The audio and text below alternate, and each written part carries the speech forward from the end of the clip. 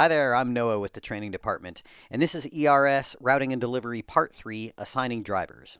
All right, so now that we've built this route up here, what we need to do is we need to actually assign drivers and assistants to the truck. So to do that, we are going to go ahead and click over here into the truck. So to assign a driver, it's real simple. You just click into the drop-down menu and choose a driver from this list. The users who are going to show up in this list are every user who you have in your folder who has the name fields filled out in their user profile. So I'm going to go ahead and assign myself as a driver, and then I'm going to go ahead and assign myself an assistant. If I want to, I can assign more assistants. You can assign as many as you like. Now that I've assigned a driver and an assistant to this truck, I want to send them their route information. And I'm going to do that by clicking on this green Route button. So once I click on this button, the people who I've assigned to this truck, their driver app is going to update and have all of their route information in the driver app itself. So I'm going to go ahead and click on this button. And now that I've done that, I know that if I open the driver app and I navigate to October 21st, that I'm going to see all this route information in there. So what you can see from the route is we've got the visual map up here, we've got the turn-by-turn directions right here, and we've got the load sheets here. Now on the load sheets, you can see that there is basic order information up here, and down here we've got a load list. And you can see that that load list includes additional things like blowers, stakes, extension cords, etc. So this event is being set up on grass, so this unit needs those items. We're going to have some other orders in here that are going to be set up on different setup surfaces that perhaps will use different additional items besides stakes. So for example, this order right here, so you can see that this one has sandbags and ropes instead of stakes because it's being set up on concrete or asphalt. Those additional items, blowers, sandbags, etc., all of those are coming from surface load options, which we will go over in the next video.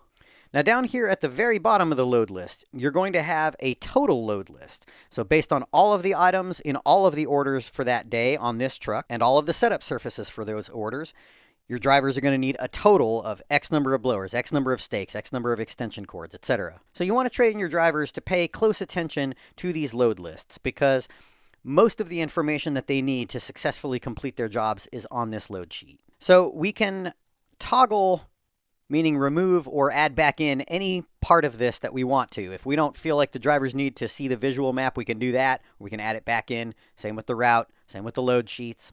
So once you've decided what you want to send to your driver, you can go ahead and either print it out or you can send it to them with a text message. And this will go to all drivers and assistants assigned to the truck. However, in their user profile, you have to have the phone field and the mobile carrier field filled out for that user. Otherwise, you won't be able to send them a text message.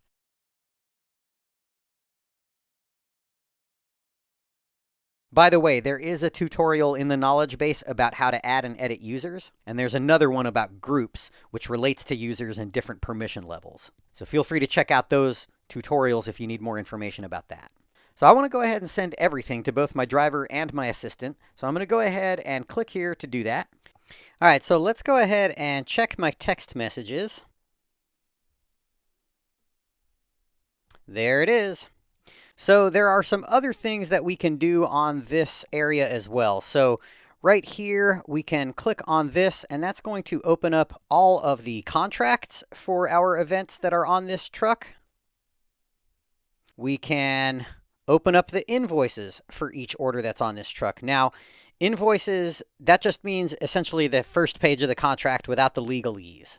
And by the way, with both the contracts and the invoices, there is a print button right up here that will allow you to print them all out. You can actually have a custom invoice document if you like. Most of our party rental customers don't have the need for it. If you click right here, you can manage payments for the orders, and you can actually manage the order itself. You can add items by clicking here on the cart, and you can click here to manage payments for the orders. And these right here are text messaging templates for sending text messages to your customers with information about their delivery. Now, customer texting is an additional feature. It's an add-on feature that costs extra. However, it is recommended that if you want to do customer texting, that you sign up for our high-level service. High-level does customer texting and a whole lot more. It's a great service. Feel free to inquire about that if you're interested. We can also open up just the load sheet by clicking here, and we can print it out by clicking here. Now, one last thing that we can do up here, we can actually rename these trucks. And we can add notes in here as well.